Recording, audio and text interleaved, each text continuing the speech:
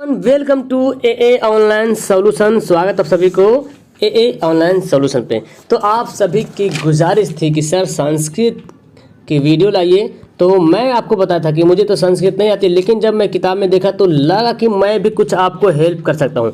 हो सकता है मुझे संस्कृत पढ़ने में थोड़ा सा मिस्टेक हो सकता है, तो इसके लिए सॉरी, है ना। अगर आपको संस्कृत आती है तो अच्छी बात है, लेकिन इसमें बहुत सारा वर्ड ऐसा लिखा जो हिंदी के रिलेटेड है, ठीक है। जो आप हिंदी पढ़ते हैं ना, उसी से बहुत सारा वर्ड रिलेटेड है। कुछ वर्ड है जो संस्कृत में है। तो जो ऑब्जेक्टिव सवाल है, मैं चाहता हूँ कि पहले आपको ऑब्जेक्टिव से कुछ अवगत करा दूँ, है ना। कुछ ऑब्जेक्टिव सवाल जो वस्तुनिष्ठ प्रश्न है वो आपको जान लो, तो इससे क्या होगा। संस्कृत में भी तो वही हाल है ना, आपका 50% ऑब्जेक्टिव है, तो उससे आपको ऑब्जेक्टिव का हेल्प हो जाएगा। तो कुछ पढ़ नहीं रहे, लेकिन कम से कम अगर ऑब्जेक्टिव को पढ़ते हैं तो इससे भी आपको बहुत काफ़ी बेनिफिट होने वाली है ना। तो आइए स्टार्ट करते हैं। सबसे पहला सवाल यहाँ पे, अगर आपको सवाल का आंसर पता है तो नीचे कमेंट बॉक्स खाली है, कमेंट बॉक्स में जरूर दीजिएगा। सबसे पहला सवाल है कि मंडलम पाठ के कितने मंत्र हैं। मंडलम पाठ के कितने मंत्र हैं? चत्वारः, पंचज, सप्त या अष्ट। मतलब चतवारा का मतलब समझ लो 4 है, इसका मतलब 5 है, इसका मतलब सप्त 7 है, इसका मतलब अष्ट मीन्स 8 है। तो कुछ तो जानते हैं जो इसका मतलब यहाँ पे समझते हैं। तो इसका जो करेक्ट आंसर होगा ऑप्शन खा होगा, है ना। ऑप्शन बी इसका राइट आंसर होगा। ओके, नेक्स्ट यहाँ पे सवाल, सेकेंड सवाल आपका है कि सत्य का मुंह किस पात्र से ढका हुआ। अब देखिए पूरा हिंदी ही वर्ड लिखा हुआ है, तो ये संस्कृत में पढ़ना था, लेकिन आपको कुछ संस्कृत में पूरा संस्कृत तो डिटो एग्जाम में पूरा डिटो तो संस्कृत नहीं रहेगा, लेकिन कुछ होगा जो लेख वगैरह या गद्यांश वगैरह होगा जो संस्कृत में लिखा हुआ रहेगा, उसको पढ़ करके आपको समझना है और उसी के बेसिस पर आपका आंसर दिया हुआ रहेगा, जिसको समझना पड़ के, ठीक है। तो मैं आपको यहाँ तक कर सकता हूँ, जो ऑब्जेक्टिव सवाल है संस्कृत का उसको मैं कुछ आपके सामने पेश कर सकता हूँ, ठीक है। नेक्स्ट, सत्य का मुंह किस पात्र से ढका हुआ है? हिरणमय पात्र से, मृण्मय पात्र से, रजतमय पात्र से या ताम्रमय पात्र से। तो सत्य का मुंह जो है किस पात्र से ढका हुआ है? इसका सही आंसर होगा हिरणमय पात्र से। ऑप्शन आपका ए जो है करेक्ट होगा, ठीक है। ए जो है करेक्ट आंसर होगा। नेक्स्ट सवाल है कि वेदा हेमंतन पुरुषन महानतम, ठीक है। वेदा हेमंतन पुरुषन महानतम, इस तरह से लिखा हुआ है कि विदेत यनाय, यह मंत्र किस लिए गया है किस लिए गया है।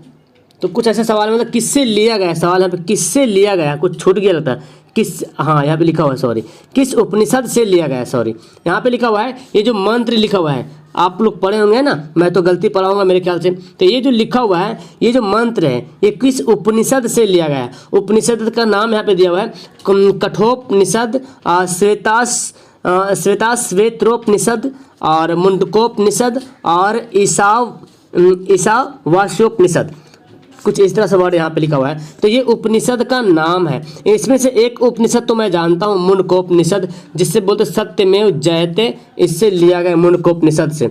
लेकिन यहाँ पे एक जो यहाँ पे मंत्र, ये किस उपनिषद से लिया गया है? तो इसका आंसर होगा 3 का जो आंसर होगा ऑप्शन यहाँ पे बी होगा, ठीक है। ऑप्शन बी इसका करेक्ट आंसर होगा। नेक्स्ट सवाल आपका है, मेगास्थनीज पटना किसके समय में आया था?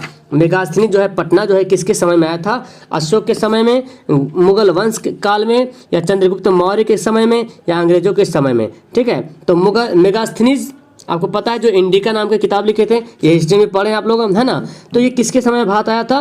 तो 4 का जो आंसर होगा चंद्रगुप्त मौर्य के समय में, चंद्रगुप्त मौर्य के समय में। ऑप्शन इसका सी यानी कि गा जो है आंसर बिल्कुल करेक्ट होगा, ठीक है। नेक्स्ट सवाल आपका है कि पाटल पुष्पों की पुतलिका रचना के आधार पर पटना का कौन सा नाम है? यानी कि पाटल पुष्पों की पुतलिका के आधार पर पटना का कौन सा नाम इसमें दिया हुआ है? पुष्पपुर, कुसुमपुर, पाटलिपुत्र या पटना। तो 5 का आंसर होगा पाटलिपुत्र। अब आपको इससे बहुत सारा वर्ड यहाँ पे मैच कराना। पाटल पुष्पों की पुतलिका से के रचना के आधार पर पटना का कौन सा नाम है? पाटलिपुत्र। यानी कि ऑप्शन जो है गा यानी कि सी जो है बिल्कुल राइट आंसर हो जाएगा। नेक्स्ट सवाल देखो यहाँ पे, नेक्स्ट सवाल क्या बोलते हैं यहाँ देखो, पटना में कौमुदी महोत्सव कब मनाया जाता था? पटना में कौमुदी महोत्सव मनाया जाता है। कौमुदी एक साइंस में क्वेश्चन था, सोशल में कौमुदी जो बांग्ला भाषा के लिए इस्तेमाल करते हैं ना, तो बोलता पटना में कौमुदी महोत्सव मतलब त्यौहार मनाया जाता था। कब किस काल में मनाया जाता था वो बोल रहा, गुप्त वंश के काल में या मुगल वंश के काल में, अशोक के समय से या तो फिर अंग्रेजों के समय में, किस समय जो है कौमुदी महोत्सव मनाया जाता था पटना में। तो 6 का जो राइट आंसर होगा ऑप्शन है गुप्त वंश काल के है ना, ऑप्शन ए इसका करेक्ट होगा। अगर आपको नहीं पता है इसका आंसर तो नोट कीजिए कॉपी पर, ठीक है। नेक्स्ट है पाटलिपुत्र पटना के नाम से कब से प्रसिद्ध है। पाटलिपुत्र जो है पटना के नाम से कब से, पाटलिपुत्र पटना का पहले पुराना नाम क्या था, पाटलिपुत्र था, लेकिन फिर बाद में पटना नाम रखा गया। तो ये जो नाम हुआ ये कब से प्रसिद्ध हुआ, यानी कि किस वंश से, किस काल से, मुगल वंश काल से, गुप्त वंश काल से, मध्यकाल से, अंग्रेजों के शासन काल से। तो इसका आंसर होगा मध्यकाल से। क्या होगा ऑप्शन इसका होगा सी। देखो आपको पता होता है कि पाटलिपुत्र का नाम पटना किसने बदला, पाटलिपुत्र का नाम जो पटना बदला था ये बदला था शेर शाह सूरी ने। क्या, शेर शाह सूरी ने पाटलिपुत्र का नाम पटना रखा था। तो ये उस टाइम जो शेर शाह सूरी जो काल था वो मध्यकाल था। मुगल वंश नहीं, चूंकि मुगल वंश का तो वो आता नहीं था शेर शाह सूरी, इसलिए इसका आंसर यहाँ पे सी होगा, ठीक है, ऑप्शन डी सी। नेक्स्ट है वीरेश्वर कौन था। वीरेश्वर कौन था, मिथिला का राजा था या मिथिला का मंत्री था या मिथिला का राजकुमार था या मिथिला का संतरी था, यानी कि विशेश्वर कौन था ये बताना आपका। तो 8 का जो है आंसर होगा मिथिला का मंत्री था। ऑप्शन है कि खा जो है यहाँ पर सही आंसर होगा। विशेश्वर कौन था, मिथिला का मंत्री था। ओके, नेक्स्ट सवाल आपका यहाँ पर है कि आलसशाला में आग क्यों लगाई गई। आलसशाला नाम ही पता चला, आलस का मतलब क्या होता है, जिसको बोलते हैं लेजी, सुस्त बोलते हैं। आलसशाला मतलब कुछ यहाँ पे वर्ड आपको पता चलेगा। में आग क्यों लगाएगी, तो आलसियों को भगाने के लिए। देखो अब यहाँ से पता चल रहा है कि आलसशाला का मतलब हुआ जहाँ पे बेकार का कोई आदमी जाकर के बैठ के अड्डाबाजी जो करता है उसको बोलता है आलसशाला, है ना। यानी कि देखते ना एक जगह झुंड हो गया, एक घर बना हुआ है, बैठ के जुआ खेल रहा, ताश खेल रहा, पी रहा, तो वो आलसी लोग का काम है। आराम से बैठ के है, सो का है, बेकार का काम कर रहा, तो वो आलसियों व्यक्ति को जहाँ पर रहता है उसी को बोलते हैं आलसशाला। जैसे पाठशाला, विद्यालय बोलते हैं, पाठशाला बोलते हैं। तो पाठशाला तो पाठ होता है ना, पढ़ाई की जाती है, लेकिन आलसशाला में आलसियों को रहना होता है। तो आप यहाँ पे बोल रहा आलसशाला में आग क्यों लगाई गई, आलसियों को भगाने के लिए या आलसियों की परीक्षा करने के लिए या आलसशाला की संपत्ति को हड़पने के लिए या इनमें से कोई नहीं। तो 9 का जो आंसर होगा आलसियों की परीक्षा के लिए, आलसियों की परीक्षा के लिए, ठीक है, यानी कि जांच के लिए। ओके, आलसियों की परीक्षा के लिए। ओके, तो नेक्स्ट सवाल आपका यहाँ पे देखो, ज़्यादा नहीं से 25 में सवाल लिया हूँ। याज्ञवल्क्य ने आत्म तत्व की शिक्षा किसको दी थी। याज्ञवल्क्य ने आत्म तत्व की शिक्षा किसको दी थी, मैत्रियों को, गार्गी को, सुलभा को या राम भद्राम्बा को, ठीक है। तो 10 का जो यहाँ पर करेक्ट आंसर होगा मैत्रियों को, ठीक है, मैत्रियों को। ऑप्शन ए जो है करेक्ट होगा का।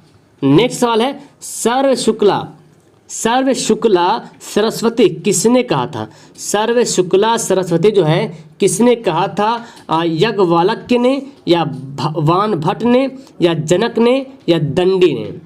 तो 11 का जो आंसर होगा दंडी ने। क्या होगा ऑप्शन इसका डी जो है बिल्कुल सही होगा, ठीक है।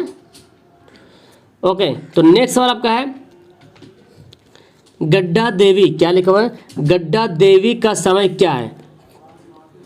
14वीं सदी है या 8वीं सदी है या 12वीं सदी है या 9वीं सदी है या, हाँ ठीक है। तो 12 का देखो आंसर क्या लिखा हुआ, 12 का आंसर क्या होगा, गगड़ा देवी है जी, गगड़ा देवी। ये जो है ना आप नीचे जो है देख रहे हैं यहाँ पे राम में गा छुपा हुआ है, गगड़ा देवी पढ़ेंगे। गगड़ा देवी मतलब आधा गा है। गगड़ा देवी का समय क्या था, तो 12 का जो सही आंसर होगा 14वीं सदी। क्या होगा 14वीं सदी, यानी कि ऑप्शन ए जो है 12 का बिल्कुल सही होगा, ठीक है। नेक्स्ट सवाल है आधुनिक काल की संस्कृति कवित्री कौन है। आधुनिक काल की संस्कृत कवित्री कौन है। आधुनिक काल के अभी के टाइम का संस्कृत कवित्री किसको कहा गया है, तिरुमलाम्बा को या विजाकड़ा को, देखो कहा यहाँ से विजाकड़ा को, या तो सुलभा को, या पांडिता क्षमा राव को। तो 13 का जो सही आंसर होगा पांडिता क्षमा राव को, ऑप्शन यहाँ पे डी जो है बिल्कुल सही हो जाएगा। ठीक है, नेक्स्ट सवाल आप देखें यहाँ पे, किसके गीत देवता भी गाते हैं? वाह, बहुत अच्छा सवाल है। किसके गीत देवता भी गाते हैं? भारतवर्ष के गीत गाते हैं, या स्वीडन के गीत गाते हैं, या बांग्लादेश के गाते हैं, या पाकिस्तान के गाते हैं? तो आप यहाँ से तो इजी से आंसर पता कर सकते हैं, क्योंकि इसमें कुछ है नहीं। आप जाहिर सी बात है भारत के इतिहास के बारे में, भारत के बारे में पढ़ रहे हैं, भारत में रह के पढ़ रहे हैं, तो जाहिर सी बात देवता, यानी कि देवता जो है भारत में ज़्यादा मानने वाले लोग भी हैं भारत में देवता को, तो इस तरह आंसर भी यहाँ पे होगा भारतवर्ष के गीत कौन गाते हैं? देवता भी गाते हैं। इस तरह से आपका सवाल में दिया हुआ है। नेक्स्ट सवाल आप देखिए यहाँ पे 15 है कि प्राचीन संस्कृति की पहचान किससे होती है? प्राचीन संस्कृति शुरू से एकदम सबसे पुराना अगर संस्कृति की पहचानना है तो किससे करेंगे? धर्म से, या संस्कारों से, या कर्मों से, या धन से? किससे पहचान सकते हैं? तो ऑप्शन मेरे ख्याल से कुछ हार्ड नहीं है, आप आराम से देखो।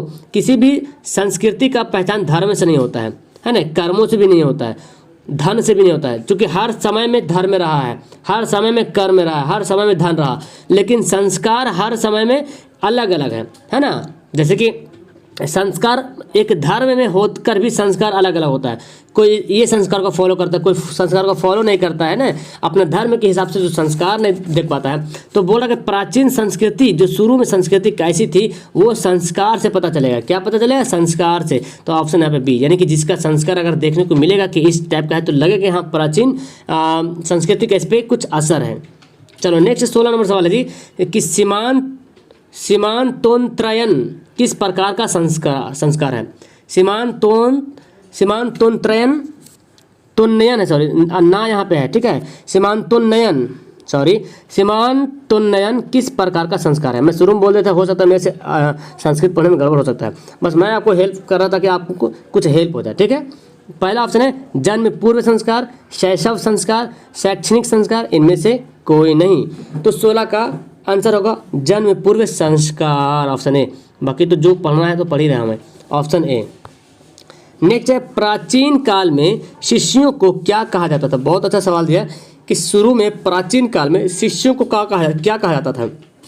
छात्र कहा जाता था, या ब्रह्मचारी कहा जाता था, या धनुर्धारी कहा जाता था, या अंतेवासी कहा जाता था? तो छात्र तो कहा जाएगा, ये तो इम्पॉसिबल है कि छात्र कहा जाएगा। और तो यहाँ पे सबसे अच्छा है ऑप्शन यहाँ पे बी, हाँ ब्रह्मचारी कहा जाता था। ठीक है, ब्रह्मचारी का मतलब क्या हुआ? छात्र हुआ था। और ये वर्ड कहाँ इस्तेमाल किया जाता था? प्राचीन काल में। ठीक है, शास्य मतलब प्राचीन काल में शिष्य भी इस्तेमाल होता था, शिष्य, गुरु शिष्य बोलते हैं, लेकिन अभी तो नहीं बोलते ना, अभी तो डायरेक्ट छात्र बोलते हैं, शिक्षक छात्र बोलते हैं वर्तमान में, लेकिन प्राचीन में शिष्य गुरु बोलते हैं। तो उस टाइम शिष्य को ब्रह्मचारी भी कहा जाता था। ठीक है, नेक्स्ट सवाल आपका है 18 है नीति श्लोका पाठ किस ग्रंथ से संकलित है? यानी कि नीति श्लोका पाठ जो है किस ग्रंथ से लिया गया? संकलित है मतलब किस ग्रंथ से लिया गया है? अब ग्रंथ का नाम सुनिए, विदुर नीति से, नीति शतक से, चाणक्य नीति दर्पण से, शुक्र नीति से। तो ये नीति यहाँ पे दे दिया गया है, किस ग्रंथ का नाम दिया है। अब किस ग्रंथ से ये श्लोक लिया गया है? नीति श्लोका। तो 18 का जो आंसर होगा विदुर नीति से। क्या होगा? विदुर नीति। ऑप्शन आपका ए जो है सही होगा। ठीक है, नेक्स्ट देखो 19वां सवाल है स्वामी दयानंद के बचपन का क्या नाम था? शंकर, शिव शंकर, मूल शंकर, या उमा शंकर? तो इसका सही आंसर क्या होगा? बिल्कुल, इसका तो मुझे भी आंसर पता था, मूल शंकर होगा। ऑप्शन यहाँ पे सी है ना। स्वामी दयानंद के बचपन का नाम क्या था? मूल शंकर। नेक्स्ट आपका है मंदाकिनी वर्णम पाठ के कवि कौन है? मंदाकिनी वर्णम पाठ के कवि कौन है? तुलसीदास, व्यास, वाल्मीकि, कालिदास। ठीक है, तो चलो 20 का आंसर बताइए क्या होगा? 20 का होगा वाल्मीकि, है ना, वाल्मीकि, जिसने वेद व्यास भी लिखा है ना, वाल्मीकि वेद व्यास लिखा हुआ है। और व्यास से तो जानते हैं इसका क्या बोलते हैं, महाभारत का वेद व्यास लिखा हुआ है, और वाल्मीकि अलग है। और कालिदास की भी अभिज्ञान शकुंतलम कालिदास का लिखा हुआ है, और तुलसीदास की भी किताबें हैं, फिलहाल अभी माइंड में नहीं आ रहा। नेक्स्ट है व्याघ्रपथी कथा पथिक कथा व्याघ्र पथिक कथा पाठ के रचयिता कौन है? विष्णु शर्मा, नारायण पंडित, दंडी या वानभट्ट? तो 21 का सही आंसर होगा ऑप्शन यहाँ पे नारायण पंडित, ऑप्शन बी राइट आंसर हो जाएगा जी। नेक्स्ट सवाल देखिए क्या, कर्णस्य दान वीरता पाठ किस ग्रंथ से संकलित है, यानी कि किस ग्रंथ से लिया गया है? कर्णभार से या वासवदत्ता से या प्रतिमनाटक से या मृच्छकटिक से? तो 22 का सही आंसर क्या होगा? ऑप्शन यहाँ पे 22 का होगा ए कर्णभार से, ठीक है, ऑप्शन ए यहाँ पर सही होगा। नेक्स्ट सवाल है, न्याय दर्शन के प्रवर्तक कौन है? कपिल, गौतम, कनाद या पतंजलि?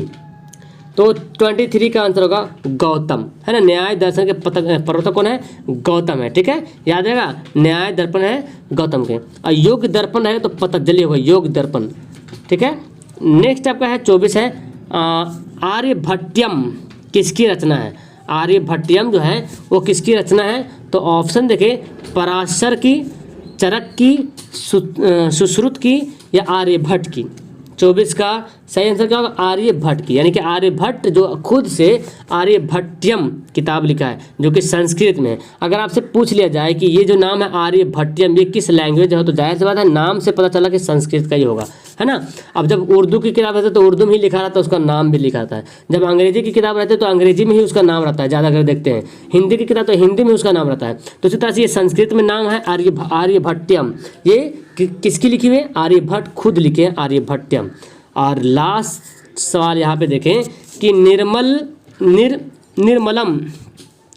निर्मलम का संधि विच्छेद करना, निर्मलम, तो ये आपका विसर्ग संधि का विच्छेद इस तरह से होता है, ठीक है, निर्मलम।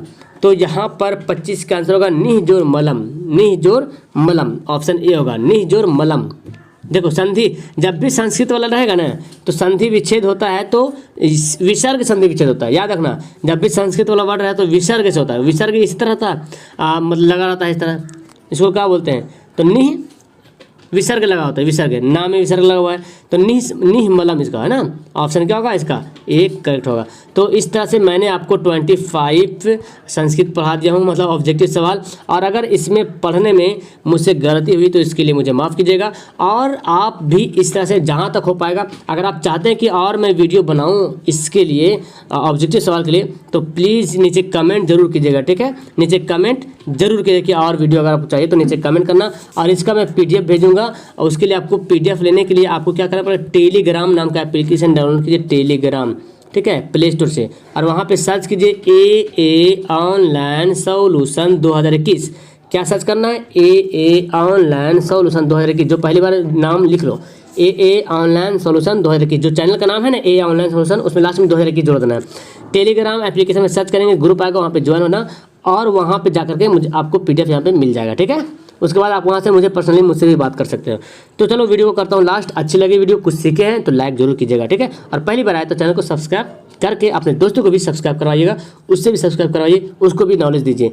Okay, that's all, thank you everyone, have a nice day.